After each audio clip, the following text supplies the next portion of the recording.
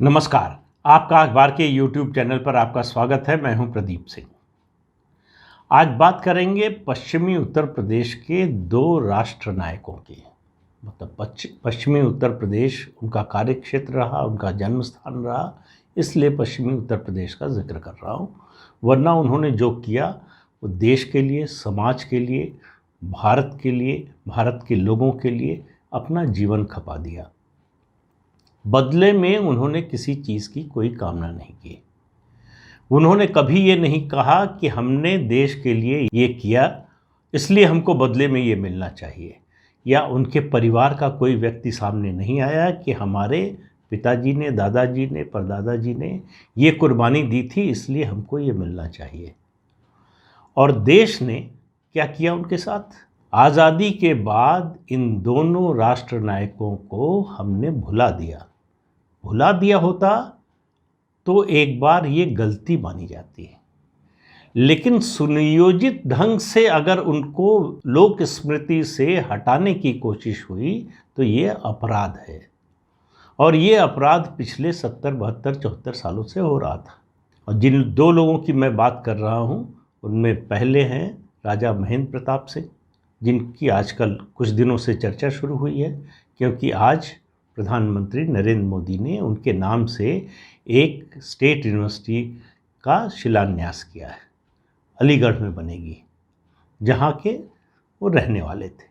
और दूसरे हैं पश्चिमी उत्तर प्रदेश के ही गोकुल जाट, जिनको आम बोलचाल की भाषा में प्यार से लोग गोकुला जाट भी कहते हैं। उन्होंने अंग्रेज़ों के खिलाफ नहीं, उन्होंने लड़ाई लड़ी औरंगज़ेब के खिलाफ, अपने समाज की रक्षा के लिए, अपने देश की रक्षा करने के लिए और अपनी संस्कृति की रक्षा करने के लिए खून बहाया गया उनको टुकड़े टुकड़े काट दिया गया। पूरी कहानी दोनों की बताता हूँ। राजा महेंद्र प्रताप सिंह अलीगढ़ से निकले, दुनिया के तमाम देशों में घूमे। क्यों गए वो? देश की आज़ादी के लिए समर्थन जुटाने के लिए। उनको पासपोर्ट नहीं मिला, वो इसलिए उनका भारतीय पासपोर्ट नहीं बना क्योंकि उन्होंने अंग्रेज़ सरकार के खिलाफ एक पत्रिका में, अखबार में लेख लिखा था। उसके कारण उनका पासपोर्ट नहीं बन पाया। तो समुद्री मार्ग से गए, ब्रिटेन गए, वहाँ से जर्मनी, स्विट्ज़रलैंड, सोवियत संघ, जापान, चीन, ईरान, तुर्की, इन देशों की यात्रा की और आखिर में अफ़गानिस्तान में गवर्नमेंट इन एग्ज़ाइल, निर्वासित सरकार बनाई। भारत की पहली निर्वासित सरकार उन्होंने अफ़गानिस्तान में बनाई थी। वहाँ से लगातार आज़ादी के आंदोलन की वो लड़ाई लड़ते रहे, यहाँ लोगों को जो है मदद पहुँचाते रहे। वहाँ से उनसे जो कुछ हो सकता था, दुनिया भर के देशों में भारत की आज़ादी के लिए जो है वो प्रयास करते रहे। और 1946 में कुछ शर्तों के साथ वो लौटकर भारत आए। भारत में आने के बाद उन्होंने शिक्षण संस्थाओं का काम किया, उन्होंने सामाजिक सुधार का काम किया, दूसरे समाज के क्षेत्र में विकास का काम किया। उन्होंने सरकार से कुछ नहीं मांगा। वैसे भी सरकार से उनको कुछ मिलने वाला नहीं था, क्योंकि उन्होंने जापान और जर्मनी की मदद ली थी। और उस समय की जवाहरलाल नेहरू की सरकार जापान और जर्मनी दोनों से नाखुश थी, उसके रिश्ते अच्छे नहीं थे।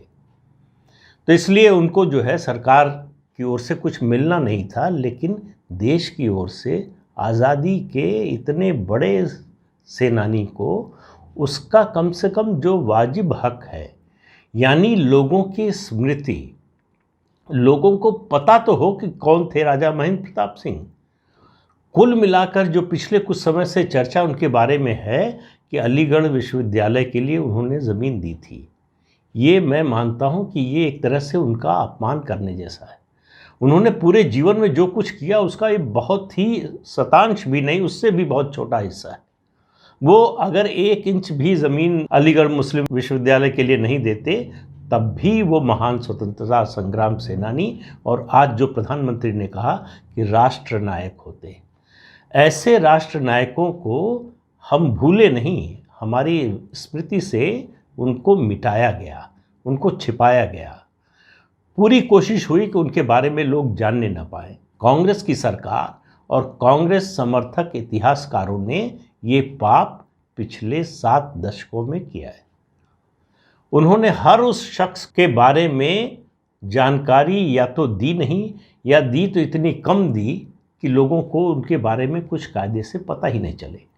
तो राजा महेंद्र प्रताप सिंह जब लौट कर आए, उसके बाद आज़ादी मिली, तो वो 1957 में लोकसभा का चुनाव लड़े मथुरा से। उनके खिलाफ अटल बिहारी वाजपेयी भी उम्मीदवार थे। वो हार गए।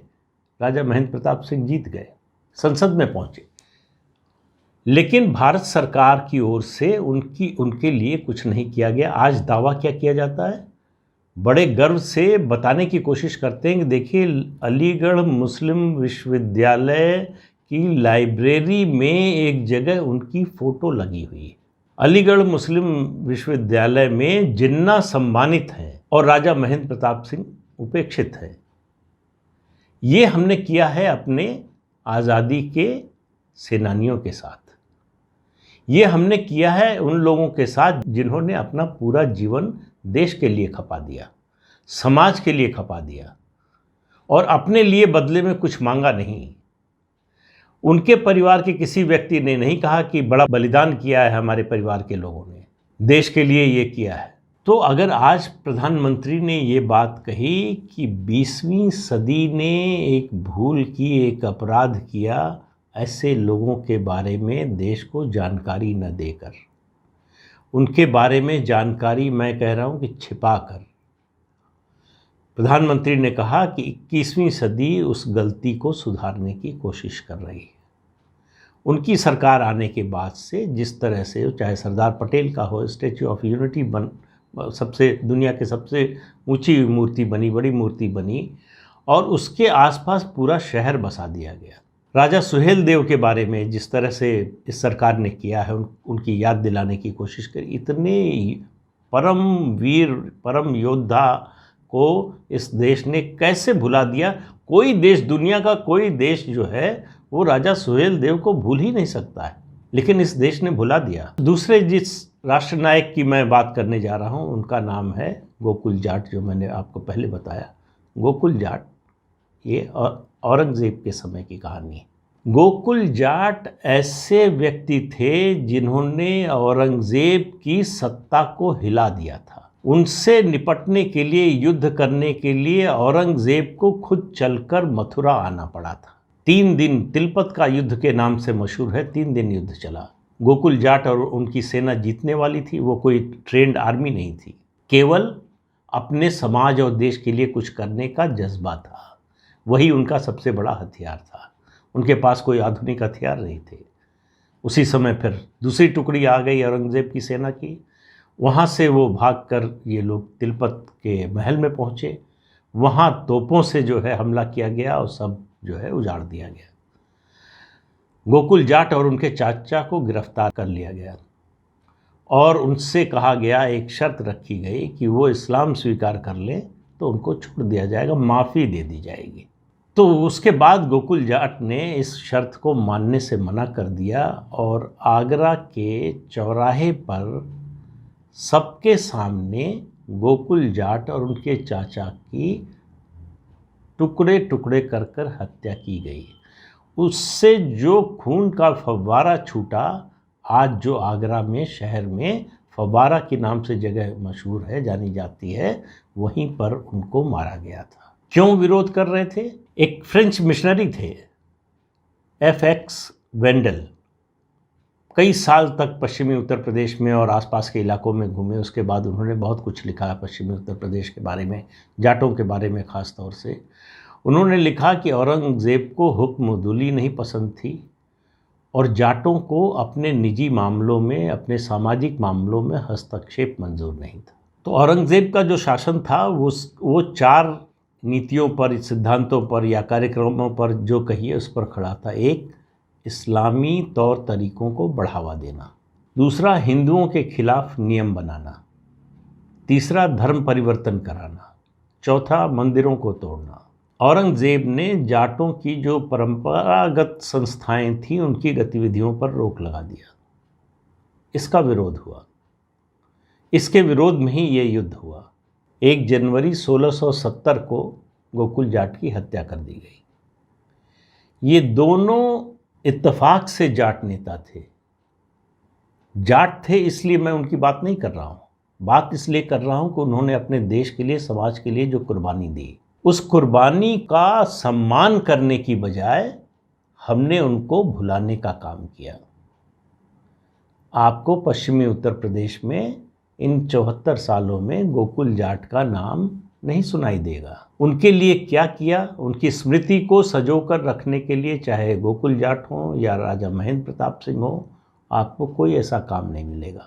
और क्यों नहीं मिलेगा? क्योंकि ऐसे एक ये दो नहीं, सैकड़ों हजारों स्वतंत्रता संग्राम सेनानी हैं जिनकी स्मृति को समाप्त करने का सुनियोजित षड्यंत्र हुआ। और ये सब इसलिए हुआ कि एक परिवार का महिमा मंडन किया जा सके, उसके त्याग को, उसके बलिदान को, उसके योगदान को बढ़ा चढ़ा कर दिखाया जा सके। गोकुल जाट के बारे में पहले भी मैंने एक वीडियो बनाया था। आप लोगों में से जिन लोगों ने नहीं देखा हो, देखना चाहते हो, तो इस वीडियो के साथ उसका लिंक दे दूंगा, देख लीजिएगा। लेकिन मैं बार बार एक बात कहता हूं कि इस मानसिकता के बारे में विचार कीजिए। शायद पहले भी किसी एक वीडियो में ये बात कही थी कि इसी दिल्ली शहर में शीशगंज गुरुद्वारा है और इसी दिल्ली में औरंगज़ेब के नाम पर सड़क रखने का साहस, दुस्साहस बल्कि किसने किया? वो मानसिकता क्या थी? आप इससे अंदाज़ा लगाइए कि आज़ादी के बाद क्या हुआ, किस तरह से हुआ।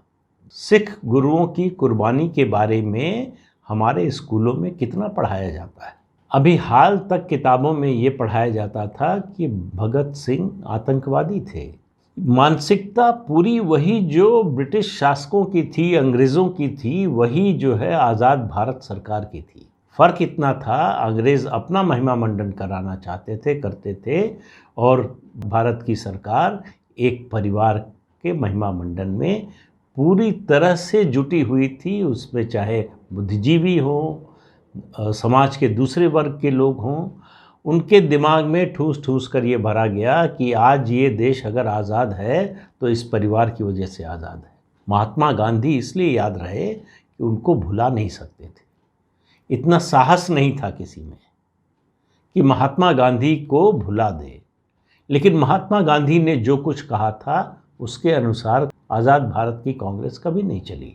उनको जिंदा रखा कि उनके नाम को भुलाया जा सके, और स्वतंत्रता संग्राम सेनानियों को भुलाया गया जिससे कि परिवार का योगदान जितना है उससे कई गुना ज़्यादा दिखे। तो ये जो अपराध किया गया पिछले 7 दशकों में स्वतंत्रता संग्राम सेनानियों के, दुनिया में मुझे नहीं लगता कोई देश ऐसा होगा जो अपने आज़ादी के सेनानियों के साथ इस तरह का व्यवहार करे। लेकिन भारत देश में ऐसा हुआ। ये बदलाव शुरू हो रहा है। राजा सुहेल देव का स्मारक बनाया गया, राजा महेंद्र प्रताप सिंह के नाम से विश्वविद्यालय बनने जा रहा है, और ऐसे तमाम स्वतंत्रता संग्राम सेनानियों को फिर से याद कराया जा रहा है, उनके बारे में लिखा जा रहा है। आज़ादी की 70वीं वर्षगांठ पर प्रधानमंत्री ने नॉर्थ ईस्ट के 10 स्वतंत्रता संग्राम सेनानियों के योगदान को याद किया और उनकी स्मृति में अलग अलग कार्यक्रमों की घोषणा की। हाल ही में जम्मू कश्मीर में 70 ऐसी सड़कों के नाम रखे जा रहे हैं जो जिन लोगों ने आतंकवाद के खिलाफ अपनी आहुति दी, अपनी जान की आहुति दी, सुरक्षा बलों के लोग, सेना के लोग, उनके नाम पर। ये पहले भी हो सकता था, नहीं हुआ। अब आप बताइए, जिस देश में सरदार वल्लभ भाई पटेल, जो अगर एक व्यक्ति इस देश की एकता, अखंडता, उसको एक बनाए रखने के लिए अगर उसका श्रेय किसी को जाता है तो वो सरदार वल्लभ भाई पटेल को जाता है। और उनको भारत रत्न कब मिला? जब कांग्रेस की सरकार सत्ता से चली गई। डॉक्टर भीमराव अंबेडकर को भारत रत्न कब मिला? जब गैर कांग्रेसी सरकार आई। तो इससे आप अंदाज़ा लगा लीजिए कि बाकी स्वतंत्रता संग्राम सेनानियों, राष्ट्र नायकों के बारे में कांग्रेसी सरकारों का, कांग्रेस पार्टी का रवैया क्या था। अच्छी बात है कि बदलाव शुरू हुआ है, इसका स्वागत किया जाना चाहिए। जितने ज़्यादा से ज़्यादा ऐसे लोगों के बारे में जानकारी मिले अगली पीढ़ी को, भावी पीढ़ी को, उतना अच्छा है। तो आज के अंक में इतना ही। अगले अंक में फिर मिलेंगे किसी नए मुद्दे के साथ। तब तक के लिए इजाज़त दीजिए। नमस्कार। जाते जाते आपको याद दिला दें कि ये चैनल देखिए, शेयर कीजिए, लाइक कीजिए और सब्सक्राइब ज़रूर कीजिए। नमस्कार।